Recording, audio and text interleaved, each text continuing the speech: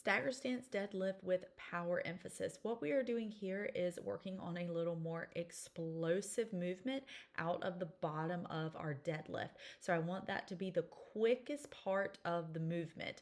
We're working on building into the movement pattern we have already gone through, which is the staggered stance hinge. When you are going through this, nothing is going to change from the movement that you're already learned.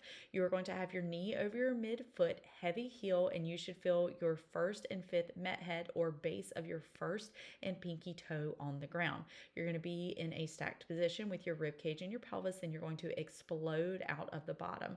You can see here how I have my weight fully on my front leg. So we want about 80% of your weight on your front leg, about 20% on the back leg. Remember, this is a hinge. So your hips are going to go back. They are not going to go down a whole lot. They're going to go back, and you should feel this in the back of your hip. You should not feel this in your low back. We're looking for the hamstrings and the glutes to be doing a lot of work here.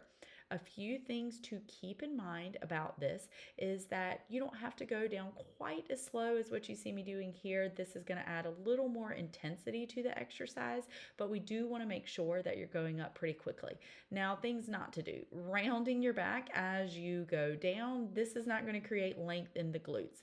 We also do not want to overly arch our back and then thrust our pelvis forward of our rib cage. That's just going to create a lot more compression in that posterior pelvic floor, and that's not exactly what we're looking for. So make sure that you keep the knee over the midfoot, and you're going to let the glute lengthen as you go back. So you can see that the glute is getting bigger as I go back. Totally fine to use a dumbbell here if you prefer that. As you go back, that glute is going to lengthen, and then I want you to think about that glute pushing you forward into the end.